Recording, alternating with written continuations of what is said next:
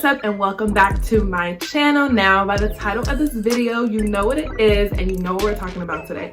I am reviewing Gone with the Wind. Now this is a part of my new series that I mentioned in my Citizen Kane review, where I watch iconic movies that I just haven't seen as a movie reviewer. Embarrassed to say, but we're getting around to it and I made a series about it. So my first review is Citizen Kane and now I'm doing Gone with the Wind. So without further ado, let's get right into the video.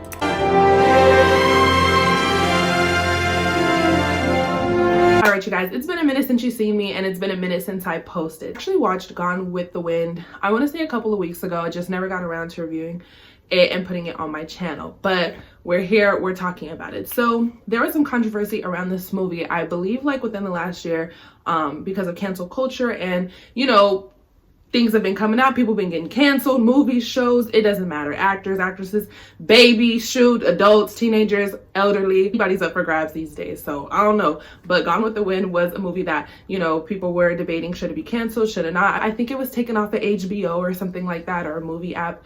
Now I watched this movie.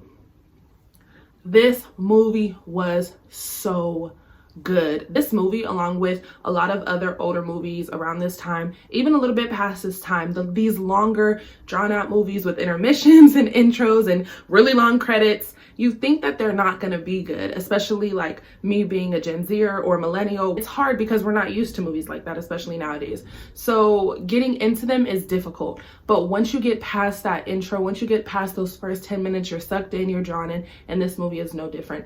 I feel like with this movie, the reason why there was a lot of controversy around it was because of the racist stigma. But I watched this movie and honestly, I didn't see anything racist. Like, I'm not really sure where the controversy came from. I think when you watch the movie and you take into account the time period that they're drawing from, like, it makes sense. Not like we're giving a round of applause to what's going on. It's supposed to be a period piece, which I think we all can agree, you know, history is history and you can't disagree with history because it did actually happen. So I don't know where this controversy came from. I'm not really sure why it's, you know, being removed or a part of cancel culture in the first place, just because it's a period piece, and there's a lot of period pieces even being made today and you don't call that racist. So yeah, I'm just gonna check that off my checklist. Second thing is longer movie. Here we go. Older movie. Is it good?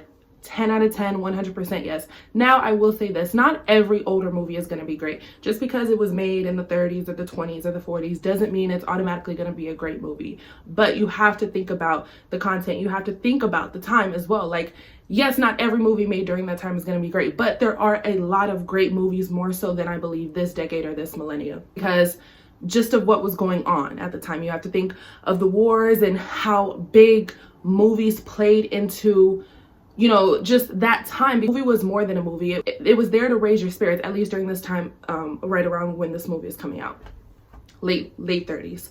So they had to be good, you know. It's a little bit of a recap for people who haven't seen this movie like myself, you know, who want to get around to it, or maybe who are curious about what this movie is about. It's a period piece. It's a depiction of the North versus the South during that time. You're watching it from the South perspective. So like, they're sad that the South is losing. So it's not really like, oh, the North is winning, yay. It's like, the North is winning, like, we got problems. It's basically really a love story, to be honest. Like, even though it's about the war, you're not really seeing slaves. You're not really seeing a lot of war happening. Even though there are moments where you see things falling apart and you see little increments of that, it's not really about that. It's a love story between really Scarlett O'Hara. She's the leading lady, the main character, and she's really, truly, genuinely in love with this man, or so she thinks, right? Ashley.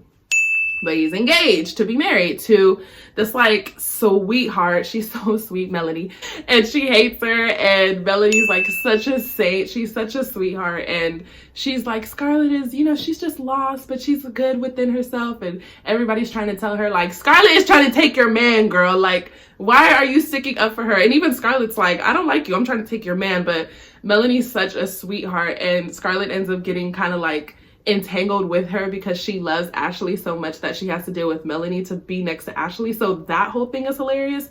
But then there's Rhett, who's trying to get at her, and Rhett is this older gentleman who she's really not paying any mind to. She really like disrespects him any chance she gets, and he likes playing with her, toying with her a little bit, and basically he's a male version of her. So you actually really like them together and you want them to get together because they're so similar to one another, and you like their banter a little bit. Like, even though, you know, she can't stand him, it's like you can see past that, and you see like they really would make a good pair.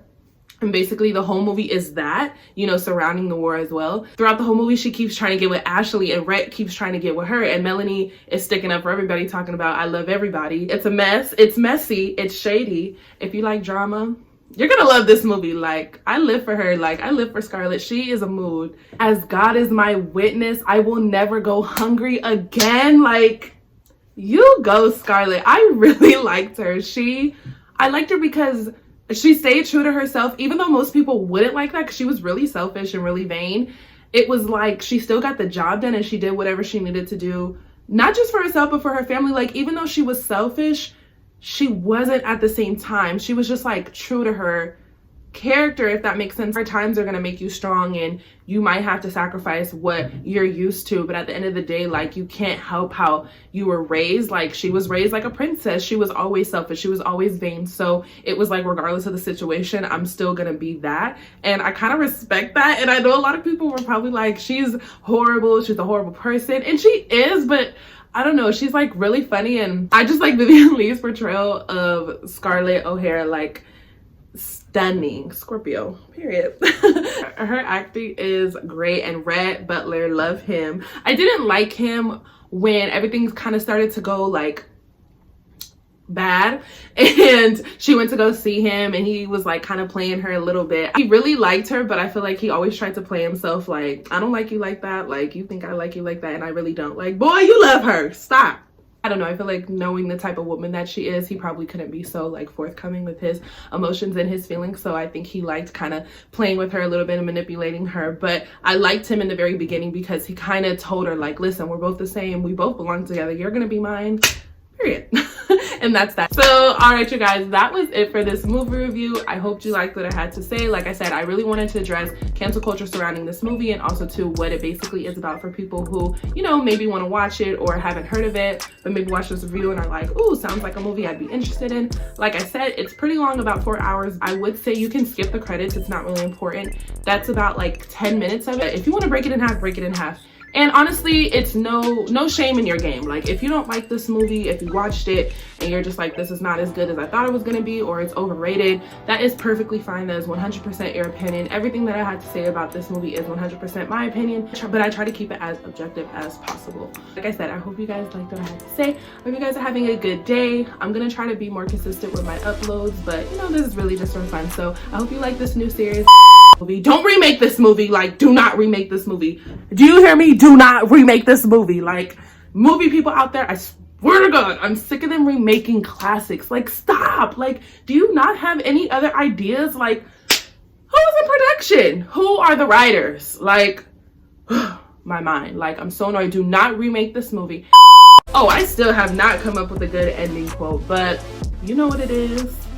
That's my quote. All right, you guys. Bye.